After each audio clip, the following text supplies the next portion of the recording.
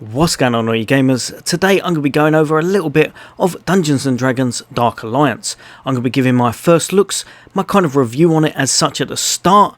This is only after about 9 hours gameplay, so take it with a pinch of salt, but it's going to be my first impressions and letting you know the good, the bad and the ugly.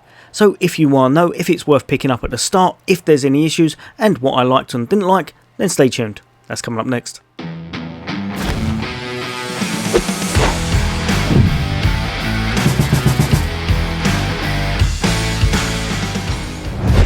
Welcome back all you guys and girls. As always, for all things gaming, for all things Xbox, then why not hit that subscribe and bell icon. I'll bring you all the latest and greatest in content, hints, tips, reviews and of course a lot of fun gameplay. But for now you're here to see how actually Dark Alliance as such is holding up, because looking at some of the reviews it's definitely not fared well. In most, I think it's probably getting around about a 4 out of 10, which isn't really the greatest. Now sometimes what can impact that is the fact that it goes straight onto Game Pass. I've seen it quite a few times when people who've had to pay for a game are kind of a little bit disgruntled as such. So take the early reviews kind of with a little bit of a pinch of salt, but for myself I'm here to tell you the good and the bad of it. Now if you don't know, Dungeons & Dragons Dark Alliance is basically a game set in amongst the world of Dungeons & Dragons, and from what I've been told by a subscriber, it's from a very long line of series of books. I believe there's over 35 or maybe even 40 now. So as you can see, it's very well established and so are the characters within this game. Now I won't go too much into them because I don't want to ruin anything for anyone who's reading the books or for anyone who's into that type of genre. But what you should know is that Dungeons & Dragons is basically a kind of mission based game where you band together with other individuals to kind of take on the baddies and try and defeat them, and then earn yourself that really nice gear in order to gear up, get the best stuff and make your character look absolutely amazing, as well as being able to do a lot more damage and unlock stuff along the way. Now from this aspect, Dungeons & Dragons I believe does quite a bit right. It is very team orientated, so one thing to note is that basically if you're trying to solo a lot of content you will very much struggle. I myself was doing things very high tier with friends, and then going in singly I was getting absolutely smashed to pieces. So if you are someone who only likes single player games, you may find this a bit tougher and you'll definitely need to gear up a little bit slower. You won't be jumping into any tier 5s or 6 early on, you're just going to get absolutely wrecked. So you will need to pace yourself and see how it pans out a little bit later on once you've geared up fully. But for myself, I do feel this definitely excels a lot more with team-based combat, because some of the combos and such really focus on that. For example, from what I can tell, as the combo meter goes up, your damage goes up with it in some areas. So the more people you have hitting enemies, the higher the combo meter's going up, the easier it will be to take out the bigger foes. Now another nice thing is definitely the gear sets. You can mix and match. I really like this. You have a 3, a 5 and an 8 piece gear set, meaning if you've got all 8 pieces of the same gear set, you'll unlock all 3 talent. If you've got 3 on, for example, you're going to unlock just 1. If you want to mix and match, so a 3 and a 3, you would unlock the first tier for both of them. Or you could of course do a 3 and a 5. You can do a lot of variation in this, a lot of mix and match, and there's a lot of customization to go around. Now another nice aspect, when I was trying out a few different characters, I found that the skill sets was really nice. They felt very different, very varied, and you can definitely tell there's a lot of different playstyles in this. If you're playing for example Bruna, you will be expected to tank. You will not be doing the most damage in the world, but you will be in amongst everything. You'll try and hold as much aggro as you can, and as well you're going to make sure that you're basically reviving and making everyone survive as well. If on the other hand you're playing as Drizzt, you're almost definitely going to be going that crit path and trying to do some significant damage and absolutely burst bosses down really fast. Now another thing I liked, it was quite an easy layout, especially the camp. For some reason, I don't know why, it might just be myself, it very much reminded me of Vermintide 2. You go around your camp, once you set up, you go to the notice board, you set up your map, and then you go to the teleporter of sorts. It really had that kind of vibe, but it's really nice and easy to use and very fast to understand. Meaning you don't have to worry too much about tutorials in this, you kind of pick most things up as you go. Now the graphics themselves aren't bad, but by no means would I say they're next gen. For myself, I don't think this is a AAA title, although I do think it is really nice.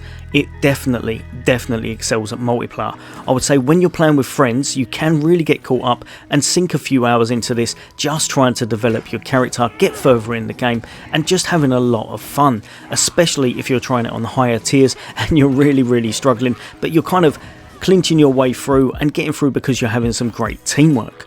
Like I said, single player, at the moment I find it a little bit lackluster for myself.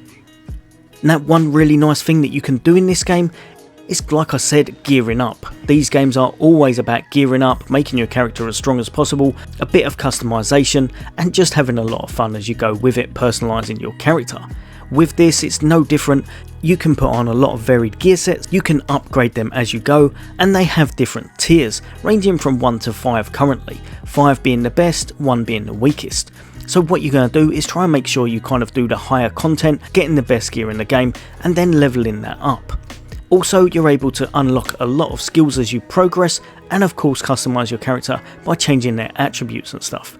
There's definitely a bit to unlock in this game and make your character your own. Now, however, it is not all sun and roses, and the game definitely has some issues, especially at launch.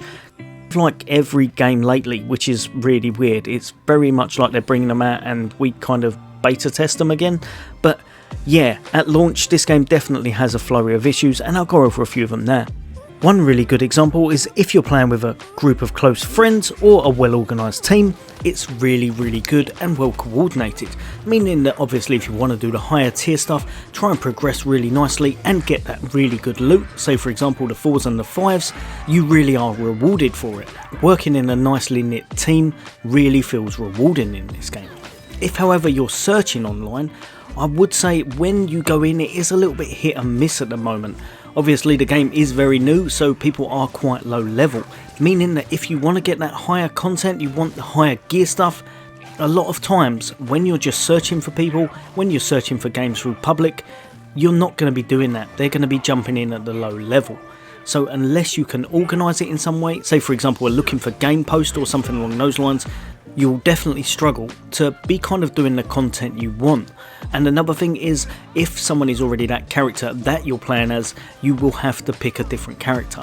So for example, if you randomly join someone and you're a Wolfgar, if there's a Wolfgar in that party, you need to pick someone else, meaning having multiple characters works in your favour a lot if you're joining a lot of random games. But it can also mean, like I said, it's a bit harder to gear up currently. I feel like they need to refine it so that there's some way to kind of narrow down the field. So like I said, just hitting on it, I would say for myself one of the main things is the single player gets a little bit lackluster. It's kind of a little bit samey, so after a while it's very rinse and repeat this game. When you're playing multiplayer you don't notice it as much because you're having a lot of hack and slash fun, you're comboing things up, you're trying to survive. When you're single player, the scaling seemed a bit off. It was very difficult. Now obviously like I said, I'm only like 8 or 9 hours in, so maybe if you're completely fully geared it will be different. But I feel getting to that late game content you will really struggle single player, as their health compared to your damage will just be ridiculously tough to scale. Also, the fact that they have kind of AoE on everything. There's a lot of stagger in this, there's a lot of knockbacks, there's some freezes, but there's a lot of AoE going on, meaning that a lot of times you think you've dodged stuff and you still get hit by it. It is really hard to kind of completely block or avoid damage in this game. Another thing is the hitboxes. Sometimes they just seem a little bit wonky, so I don't know if that's just myself, let me know in the comments if you find that, but for myself they seem a bit off sometimes, as well as the enemy AI. The enemy AI in this seems to be not the best, I would say, but what they've done, instead of making a really nice AI, they've just upped the damage and the area effects, meaning that you can often really easily fall over just from 1 or 2 hits. Now like I said, if you don't like games where you rinse and repeat, if things are a little bit too samey for you, you get bored of them easy, this may not be the game for you. If you're used to kind of dungeon crawlers and such and you don't mind that, then gearing up will be a lot of fun in this as you make your way up the higher tiers. But be aware, there are definitely some issues at the moment. Like I said, a few glitches that I found. There's one in particular which I'll go over in a second, but this one right here was a little bit strange as well. My controller turned off, and because it turned off and I had to grab another one, your character completely runs in one direction going into a wall, and you just can't do anything about it. You have to restart the game. You can't even pause it and quit out. You have to completely dashboard. It's a little bit odd to say the least. Maybe I just had a bit of bad luck, but yeah, it was definitely a strange one to find. But this one right here, I would say, is probably at the moment the one they need to patch first. Let me know in the comments if this has happened to you, but for myself and my friends, we were finding this pretty much every time. The 4-player co-op at the moment on some of the levels is completely broken. Now, the one that we found, the kind of main culprit, was Vanberg Jamboree, which I hope I'm saying that right, as I haven't written it down. But yeah, basically, if you're playing 4-player, once you get to certain parts, if you kill an elite or a mini boss, they drop a kind of exploding barrel. However, when we were playing with 4 players, every single time it was completely glitched out and we couldn't pick it up. Now, we went around the maps, we spent over an hour and a half, maybe 2 hours on one map, just replaying it over and over again. We tried everything, making sure there was no hidden stuff, making sure we'd not missed any elites or ads or enemies anywhere, not broken something, not done the side quests. In the end, the only way that we managed to complete the mission was to go in at the start with less than 4 players. Even if you complete it with 4 players and one of you decides to leave, that doesn't matter either. It was still completely glitched out.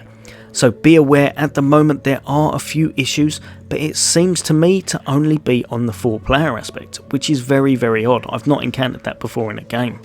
Now, all in all, would I recommend Dungeons & Dragons Dark Alliance?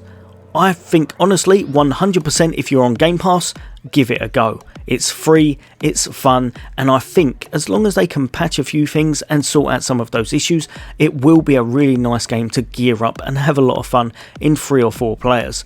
If you've got a big group of friends that really want to play this game, definitely dive in with them and you will crack through the content, and like I said, I think it will be enjoyable. If however I was paying full price for this, at the moment I'm not 100% sure. I think I would wait until they've done a few patches and such, especially like I said, because it does seem to thrive the most in 4-player, which at the moment is a little bit buggy. So fingers crossed they'll address that and make it a lot better. They definitely have some work to do, but it is not the worst game I've played. It is not deserving of the 3s or the 4s out of 10s, I believe. For myself, I'd probably give it around about 6 out of 10 at the moment. It definitely has some work, but it's also a lot of fun to play, and to be perfectly honest, it's come out at a time when there's not really that many games like this around. So if you're into your adventuring games, if you're into your 4-player co-ops, this may well be one for you to give a go. And if you've tried it, why not let me know in the comments what you guys and girls think. As always, for all things gaming, for all things Xbox. Take care, I'll see you on the next day.